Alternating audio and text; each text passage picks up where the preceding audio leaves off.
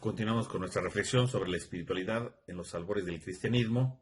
Ya hemos visto las características espirituales que se van dando en los padres apostólicos, como este signo de identidad, de búsqueda de identidad, de identificación delante de la comunidad que está naciendo, y la espiritualidad de los padres apologistas, que buscan también su identificación, pero delante de los paganos, demostrando entonces algunas características para defender su identidad y encontrar así su lugar dentro del Imperio Romano.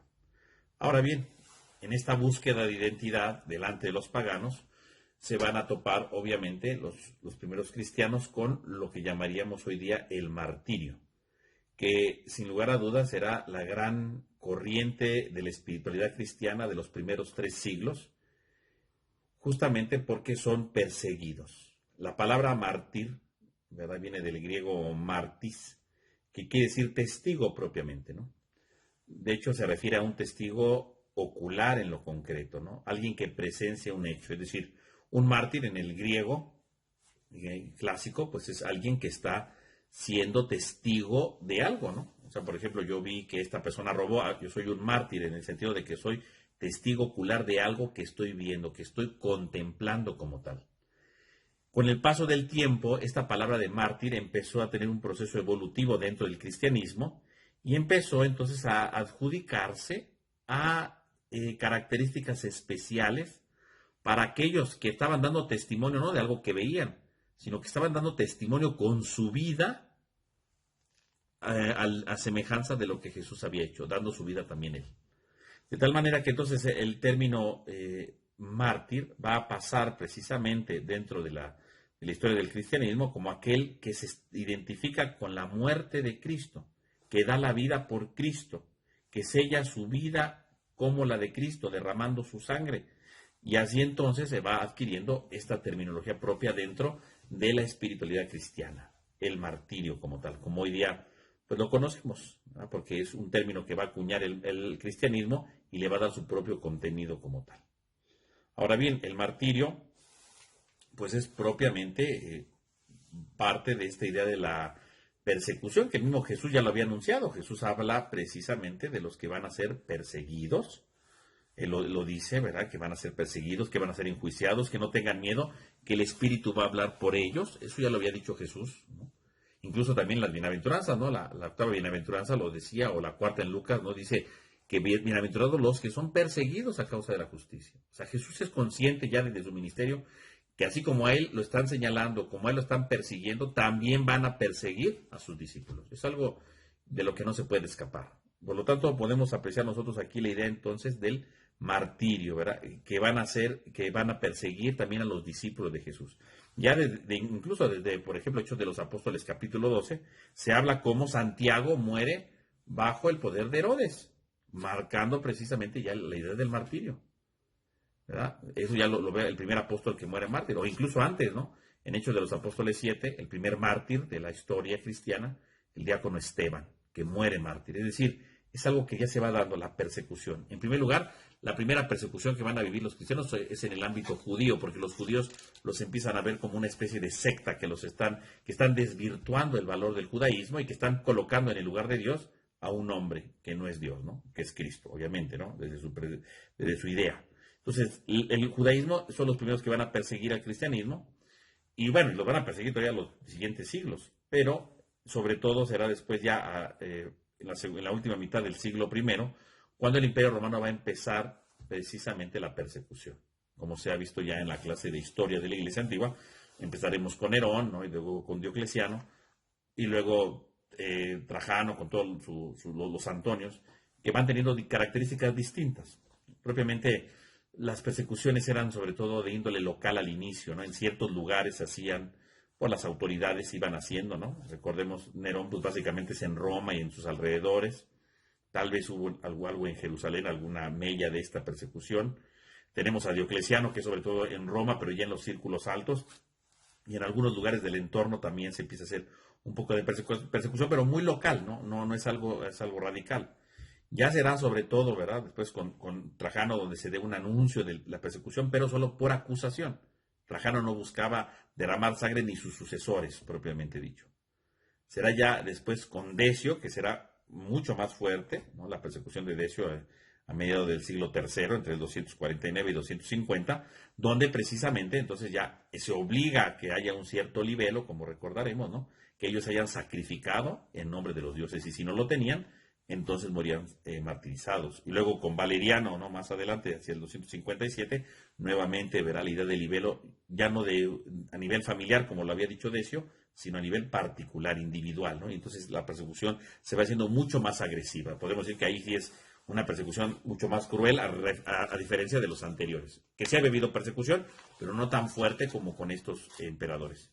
Y la última gran persecución con el emperador Diocleciano, propiamente instigada por Galerio, vamos a ver cómo es una persecución muy dura, muy cruenta, y será la última que se va a llevar a cabo, ¿no? Entonces podemos ver que sí, el cristianismo está marcado por la persecución, en diferentes niveles, en diferentes grados y de diferentes formas, pero ciertamente la persecución es algo que se va dando a conocer, que se va entendiendo y que se va prácticamente dando este desarrollo dentro del cristianismo.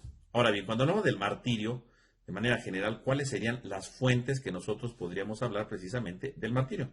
Entonces, entre las fuentes del martirio nosotros podemos apreciar, en primer lugar, lo que llamaríamos las actas, hechos o proceso de los mártires. Nos referimos precisamente a aquellos documentos en los que el Imperio Romano trataba de asentar desde el punto de vista estatal los procesos judiciales que se habían dado para decir por qué había muerto tal persona. Obviamente son cosas muy breves, muy sencillas, concisas, en la que narran tal persona murió, tal persona murió. Hoy en día no se conservan muchos de estos, porque parece ser que el emperador Diocleciano, cuando se dio cuenta precisamente de que estos escritos los iban conservando los cristianos para su devoción, obviamente mandó destruir muchos de estos procesos de actas, ¿no? Pero eran cosas sencillas. Hoy día se conservan algunos como las actas del martirio de San Justino, ¿verdad? O de los proconsulares de San Cipriano de Cartago, etcétera. Hay algunos que se conservan, son muy sencillitos, ¿no?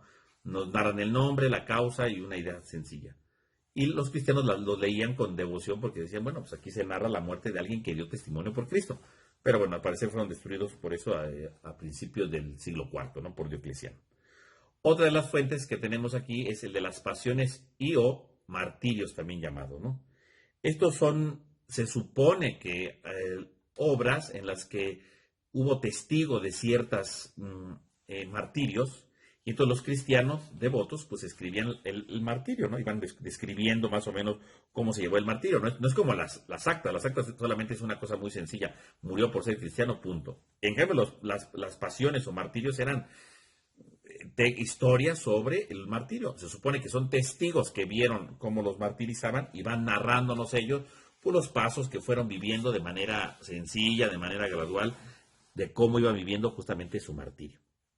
Entonces, pero obviamente le iban poniendo cosas especiales, ¿no? Para resaltar el martirio, ¿no? Que cuando se quemó olía de tal manera, como las flores, o sea, le van poniendo cosas espirituales, obviamente, para recalcar el gran valor del martirio, ¿no? No solamente derramó sangre, sino va ahí más, ¿no? Entonces, obviamente se supone que está basado en hechos reales, porque hay testigos que los vieron, pero le van adornando ciertas cosas, ¿no? Aquí, por ejemplo, está el famoso martirio de San Policarpo de Esmirna, ¿no? O la pasión de Perpetua, Felicitas y sus compañeros, ¿no? O sea, eso sería, ¿no? Pero obviamente le agregan cosas para resaltar el valor del martirio. Y tenemos en tercer lugar lo que llamaríamos las leyendas. Las leyendas, como su nombre lo dicen, pues ya son relatos que no son de testigos ni de personajes como tales, literalmente que alguien lo vio, ¿no? A veces son pues simplemente relatos de edificación, ¿no? Entonces obviamente más allá de la verdad histórica, pues cuenta lo fantástico y lo extraordinario, lo milagroso de un mártir, ¿no? Entonces ahí son cosas mucho más exageradas, pues para exaltar el mártir, claro, es un reflejo de la espiritualidad. Como quieren ver que el mártir es un gran hombre, ¿verdad? O una gran mujer, entonces obviamente pues, lo exaltan de manera extraordinaria, ¿no? Como el martirio de Santa Cecilia o de San Lorenzo, ¿no? Que lo quemaban en la parrilla, le dieron vuelta, bueno, sí, seguramente martirizan a San Lorenzo, pero bueno, le agregan más cosas, ¿no? Eso de que San Lorenzo dijo, ahora denme la vuelta, bueno, esa es una leyenda, es decir, son cosas que se exageran para ver precisamente el valor del martirio. Digo, no vamos a quitar su valor espiritual, o sea, tiene un valor espiritual. Históricamente, digo, hay que ponerlo entre comillas, pero sí hay que ver, ¿verdad?, el grande valor espiritual que tiene, ¿no? Entonces tendríamos aquí estas tres fuentes básicas de donde va a surgir precisamente toda la especificidad del tema del martirio, que van siendo pues fuentes para la vida cristiana. Algo que podemos nosotros detectar aquí, en estos relatos o leyendas, pues van viendo que todos los personajes en general, ¿no?, tanto en los martirios o en las leyendas, las pasiones, en todos estos relatos hay un dato muy curioso, que todos los que son mártires en general siempre son personas ricas.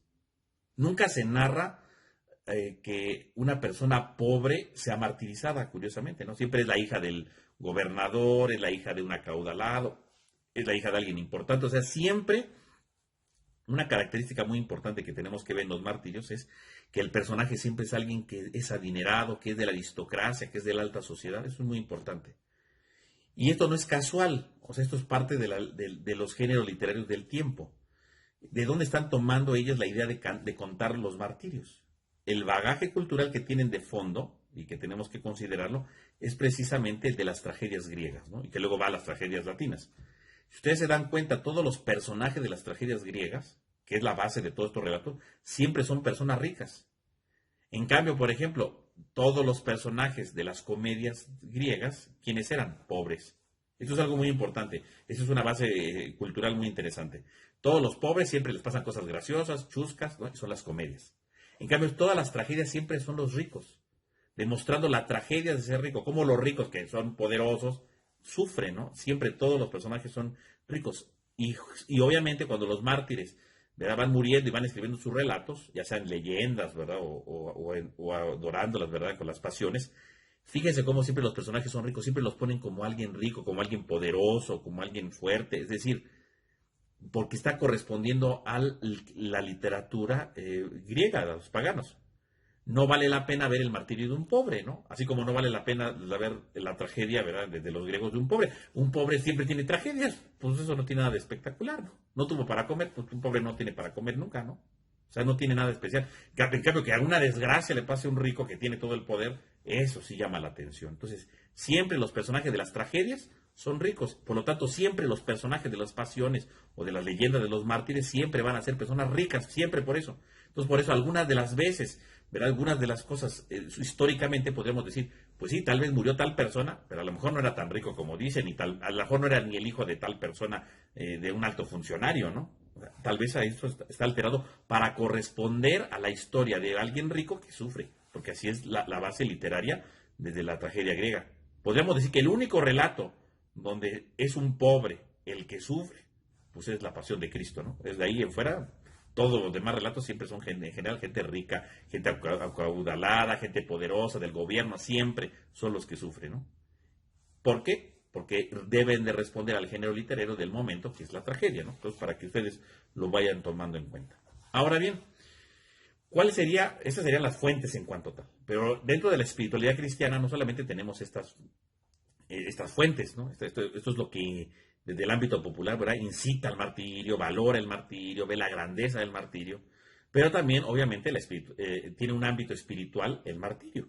Y entonces aquí tendríamos nosotros precisamente lo que llamaríamos una literatura más específica, referente a lo que sería el martirio. Tenemos en primer lugar, pues, los tratados sobre el martirio, que quizás es lo más importante de todo esto. Los tratados del martirio, pues son todos las reflexiones espirituales que se van haciendo precisamente con motivo del martirio, exhortando al martirio y viendo el valor del martirio, ¿no? Entonces ahí tenemos obviamente las grandes obras por ejemplo, de Orígenes o de Tertuliano, ¿no?, que van exhortando a que alguien se haga mártir, es decir, invitando a que no tengan miedo, ¿no? Tanto Orígenes como Tertuliano tienen su tratado del martirio, o incluso, ¿verdad?, por ejemplo, Orígenes en sus homilías exhorta, va viendo el valor del martirio y dice, ustedes no tengan miedo de morir, ¿no? O sea, el martirio se ve como el ideal cristiano, no se ve como algo negativo, como algo grande, poder dar la vida. Entonces aquí podríamos ver, precisamente desde esta perspectiva, el valor del martirio como tal, ¿no? La situación de alguien que se va a encontrar ante el martirio y cómo lo tiene que ver. Incluso, ¿verdad?, los padres de la iglesia van viendo cómo El martirio dice, se tiene que preparar, el martirio no se hace de un día para otro, es algo que se prepara con el estilo de vida, con la ascesis, o sea, no es que tú llegues al martirio, ay, me mataron y ya, ¿no? Ellos van a ver que precisamente el martirio es algo que se prepara. ¿Por qué hay gente que no muere mártir y prefiere mejor apostatar, prefiere mejor hacer un sacrificio? Pues porque espiritualmente estaba mal. No hacía ascesis, no hacía oración, no tenía un encuentro profundo con Dios. Por eso es que hacía eso, ¿no? Entonces, cuando alguien realmente se va preparando es esto. Entonces, estos tratados sobre el martirio son todo un tratado espiritual en lo que van diciendo el valor del martirio, de no tener miedo, pero al mismo tiempo les dicen a los que lo están leyendo, sí, sean mártires, pero preparen su martirio, porque cuando llegue la hora de la verdad te pueden echar para atrás, pueden decir, claudicar y preferir hacer un sacrificio a un ídolo que realmente morir. El martirio implica una preparación y todos los tratados, ¿verdad?, que van escribiendo, ¿verdad?, de manera sencilla o de manera muy amplia, ¿verdad?, como decíamos Tertuliano u Orígenes, van viendo precisamente esta característica, la preparación al martirio en cuanto tal. Otra literatura específica que puede llamar la atención aquí sería la llamada Vida de San Cipriano, que propiamente sería una especie de biografía, obviamente un tanto idealizada, de parte de su diácono Poncio, en donde va a resultar, verá, prácticamente interesante ver cómo este escrito, ¿verdad?, que sería la primera biografía, ¿no?, el primer escrito hagiográfico de la Iglesia antigua, ¿no?, va narrando, ¿verdad?, algo de la vida de San Cipriano, pero sobre todo se detiene para hablar de la pasión de San Cipriano, ¿no?, trayendo a colación todas las etapas importantes de la vida de San Cipriano a la luz de su martirio, precisamente, ¿no? Para ver cómo toda su vida fue una preparación, lo que ahorita decíamos, para el martirio. O sea, si San Cipriano muere mártir, no es que muere mártir nada más porque lo agarraron. Muere mártir finalmente porque toda su vida fue una preparación para el martirio y es lo que hace ver. Entonces, no solamente es para conocer la vida de San Cipriano, es para ver el gran valor de su martirio, claro, y cómo su martirio se fue preparando a lo largo de su vida. Esa puede ser una cosa especial que se puede resaltar. Y finalmente, otra literatura específica que podremos nosotros resaltar aquí sería el de los sermones sobre los mártires, que esto propiamente ya sería en la época en la que ya pasó la persecución de la iglesia como tal, ya la iglesia no está siendo perseguida en ese momento, por lo tanto, ya es cuando la iglesia está estabilizada, ¿verdad?, después de Constantino, pero los mártires siempre van teniendo un valor, aunque ya no eran mártires propiamente dicho en ese tiempo, porque ya no había persecuciones, pero seguían exaltando el gran valor de los mártires. Entonces se escriben un montón de sermones y de homilías o panegíricos sobre los mártires propiamente dicho, ¿no? Y entonces tenemos ahí los sermones de Gregorio de Niza, de Basilio Magno, de San Agustín, de San Ambrosio, ¿no?, de San Juan Crisóstomo, exaltando el martirio, ¿no?, exaltando, o sea, contando características de su vida y el valor del martirio. O sea, aún después de que ya la iglesia no era perseguida, de todos modos se seguía exaltando el valor del martirio, ¿no?, porque era parte de la vida espiritual, ¿no?, del itinerario espiritual que ellos iban recorriendo. Y eso pues serían como a grosso modo la literatura ya que habla ya del martirio en cuanto tal, ¿no?, los tratados sobre el martirio, bueno, la vida de San Cipriano es algo especial que ahí coloqué, y los sermones sobre los mártires. Y claro, bueno, hay otras obras que indirectamente van hablando sobre el martirio, como el apologético de Tertuliano, el de Corona, ¿no? O sea, hablando de por qué son perseguidos y cómo, ¿verdad?, el cristiano tiene que dar su vida, ¿no? Eso se puede ver, o en la historia eclesiástica de Eusebio, bueno, pues va narrando cosas del martirio también y lo exalta ahí también. Bueno, esas son cosas secundarias, pero que también podríamos considerar cuando hablamos del tema del martirio. Entonces, tenemos ya las fuentes propiamente dicho de esto, ¿no?, de lo que son los relatos sobre las vidas de los mártires o sobre su martirio en cuanto tal, todos los elementos espirituales para resaltar el valor del martirio. Y finalmente podemos decir, para concluir este video, cuáles serían las características de la dimensión espiritual. Una, como ya dijimos, el martirio es algo que se prepara, ¿no?, que ello es lo que hacen en las exhortaciones. Pero ¿cuáles serían las características que se pueden ir viendo de la dimensión martirial, ¿no?, de una dimensión espiritual de este martirio? Entonces, nosotros tendríamos, en primer lugar, sobre el martirio, que el martirio es la identificación con Cristo. Y esta identificación con Cristo significaría que entonces aquel que es mártir se está identificando en un grado eminente con Él, ¿no? El que es mártir es un discípulo por excelencia, porque está siguiendo todas las huellas de Jesús, no solo en su vida, sino hasta su muerte. Cristo dio la vida, el mártir también da la vida, ¿no? Mostrando entonces la gran identificación que se tiene con él. Por eso las pasiones y las leyendas, obviamente, de los mártires, lo que trataban de hacer es ver cómo realmente el mártir se identificaba totalmente con la muerte, ¿no?, de Cristo, ¿verdad?, aún en los más mínimos detalles, ¿no? Incluso, si ustedes se dan cuenta en Hechos de los Apóstoles, cuando San Esteban muere, es muy parecido a la de Cristo. No muere crucificado, claro, pero a Cristo lo sacan de la ciudad, a él lo sacan de la ciudad, a Cristo lo enjuiciaron, a Esteban lo enjuicia. Fíjese cómo hay un cierto parecido. Ya San Lucas trata de identificar el martirio de Esteban con el de Cristo. Y así muchos de las leyendas y las pasiones de los mártires van tratando de identificarlo con ciertas características para hacer ver esta realidad. Y esta idea de la identificación con Cristo entonces es como la clave fundamental, porque entonces se va viendo precisamente cómo uno se va plasmando totalmente como Cristo. En segundo lugar, podríamos decir que el mártir es un atleta, ¿verdad? O sea, era una de las imágenes, ¿no? Porque un atleta es uno que libra batallas, ¿verdad? También el mártir es un atleta, porque libra batallas contra el demonio, contra los perseguidores, nunca se rinde y da todo de sí hasta morir, ¿no? Ese sería el atleta. En tercer lugar, tenemos que el martirio es un don de Dios. O sea, no es un esfuerzo meramente humano, es un don de Dios. Si uno llega al martirio es porque Dios se lo está permitiendo. Y hay una identificación profunda con esta realidad. Así entonces nosotros podemos ver cómo Dios permite que alguien muera mártir para seguir a Cristo, identificarse con Cristo e imitar, ¿verdad?, al Hijo de Dios hasta la muerte. Pero es un don, es una gracia que Dios da. No es que cualquiera se muera, ¿no? Es un don que Dios da. Decíamos hace un momento, es algo que yo me voy preparando, pero que también Dios me lo concede. No es que el hombre por sí mismo, por sus pistolas, sea mártir, ¿no? Es un regalo que Dios da. Es un regalo que Dios entrega fundamentalmente. En cuarto lugar, podremos decir que el martirio pues es sobre todo visto como un camino a la santidad. Los primeros 3 siglos del cristianismo, obviamente, pues el martirio era lo que iba sucediendo de manera cotidiana, en el sentido que el imperio los iba matando, ¿verdad?, y ellos iban dando su testimonio de vida, pues entonces fue considerado como la máxima expresión de santidad en aquel momento, puesto que el martirio era visto, sí, como un signo de santidad, porque en el martirio estaba el prototipo de la verdadera caridad. Ahí estaba la caridad total, la caridad que daba todo, incluso la propia vida. Se negaba a sí mismo y daba la vida para sacrificarse. Así que es el prototipo, el ideal básico de la santidad. Y finalmente podemos decir que dentro de esta dimensión espiritual podremos detectar una especie de dimensión litúrgica, es decir, de la manera como se va viviendo esta experiencia desde el ámbito de lo litúrgico, puesto que el martirio en primer lugar pues se vería como un sacrificio, es decir, como un acto sacrificial, así como Cristo se sacrificó en el sentido de que se entrega al Padre para la salvación, pues también un mártir en cierto sentido se está entregando por sus hermanos y por su vida de fe, ¿no? Tiene un acto de unión con Cristo, claro, con Cristo que se entrega por su iglesia, y el mártir se está entregando también por su iglesia, entonces tiene un carácter sacrificial, ¿no? Los sufrimientos del mártir, pues tienen un verdadero sentido como lo de Cristo.